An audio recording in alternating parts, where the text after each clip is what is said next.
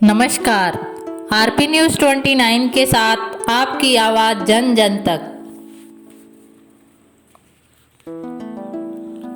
पाकिस्तान से भारत में हेरोइन की तस्करी का बड़ा भंडाफोड़ बीएसएफ ने किया। अब तक की सबसे बड़ी कार्रवाई करते हुए बीएसएफ ने 54 किलो हेरोइन बरामद की, जिसकी कीमत करीब 300 करोड़ बताई जा रही है। हेरोइन पीवीसी पाइप में डालकर तारबंदी के उस पार से भारतीय सीमा में डाली गई थी। खाजूवाला से सटी सीमा पर बीएसएफ की 127 बटालियन के जवान मौके पर पहुंचे। देर रात आंधी और तूफान के बीच बीएसएफ के जवानों ने इस कार्रवाई को अंजाम दिया। हालांकि पीवीसी पाइप को यहां तक पहुंचाने वाले पाकिस्तानी तस्कर भागने में सफल हो गए। राजस्थान फ्रंटियर की यह अब तक की सबसे बड़ी सफलता है।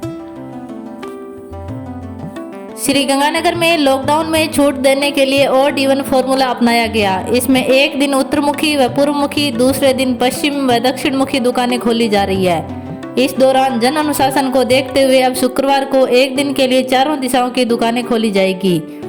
यह व्यवस्था 4 जून के लिए एक दिन ही होगी। इसके बाद 3 दिन वीकेंड कर्फ्यू रहेगा। फिर 7 जून को फिर से स्थिति का रिव्यू किया जाएगा। फिर आगे चारों दिशाओं की दुकानें खोलने या बंद रखने पर विचार किया जाएगा। सूरतगढ़ से हमारे सहयोगी पवन सिडाना की रिपोर्ट। सूरतगढ़ में नागरिक संघर्ष समिति रेल प्रतिनिधि मंडल ने लक्ष्मण शर्मा के नेतृत्व में सूरतगढ़ से बठिंडा पैसेंजर गाड़ी पुनः चलाने को लेकर स्टेशन अधीक्षक को ज्ञापन सौंपा। एडवोकेट रामप्रताप पारिक ने अन्य समस्याओं के साथ वाटर कूलर दुरुस्त करवाने की मांग की। प्रतिनिधि मंडल में महावीर बोजक, श्री भगवान शर्मा, जगदीश नेहरू, एडवोकेट मनीष अग्रवाल, गौरव सिडाना उपस्थित रहे। जिला प्रशासन के दुकानें खोलने के लिए शुरू किए गए ऑड इवन फॉर्मूले से दूसरे दिन दक्षिण और पश्चिम की ओर खुलने वाली दुकानों को खोलने की अनुमति दी गई।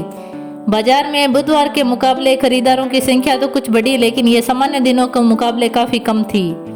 ऐसे में सुबह 6 बजे से मालवाहक रिक्शा, टेम्पो आदि तो सड़क पर दिखने लगे, लेकिन ग्राहक 8 बजे के बाद ही बाजार पहुंचे। मेन बाजार में पुलिसकर्मी गश्त करते दिखे।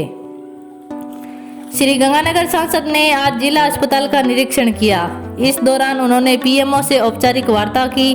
फिर ऑक्सीजन गैस प्लांट व निर्माणाधीन मेडिकल कॉलेज का निरीक्षण किया। इस दौरान उनके साथ भाजपा के नेता व कार्यकर्ता मौजूद रहे।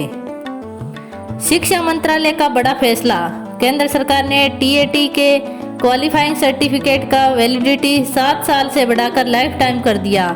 यानी अब एक बार टेट पास करने पर इसका सर्टिफिकेट जीवन भर के लिए मान्य रहेगा। शिक्षा मंत्रालय की तरफ से जारी बयान के अनुसार यह फैसला 10 साल पहले से लागू किया गया है। जिनकी प्रमाण पत्रों की अवधि पूरी हो चुकी है, वे भी शिक्षक भर्ती परीक्षा के लिए एलिजिबल होंगे। शिक्षा मंत्रालय ने गुरुवार को सीबीएसई छात्रों के साथ एक वीडियो कॉन्फ्रेंसिंग की। प्रधानमंत्री नरेंद्र मोदी इस मीटिंग में अचानक जुड़ गए। उन्होंने छात्रों और अभिभावकों से परीक्षाओं को लेकर परेशानियों पर चर्चा की। इस दौरान उन्होंने छात्रों से मार्किंग करने के तरीके के बारे में भी पूछा। साथ ही मोदी ने कहा कि अब कई इवेंट आने वाले हैं। आईपीएल देखेंगे या चैंपियन लीग्स या ओलंपिक का फाइनल। पूर्वी दिल्ली से सांसद गौतम गंभीर के फाउंडेशन पर दवा की जमाखोरी के मामले में जल्द कार्रवाई की जाएगी।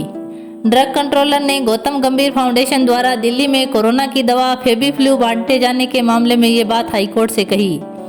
ड्रग कंट्रोलर ने कहा कि इस फाउंडेशन ने गैर कानूनी तरीके से दवा की जमाखोरी की है और इसे मरीजों में बांटा है। बिना देरी किए इस फाउंडेशन और डीलर के खिलाफ कार्रवाई की जाएगी।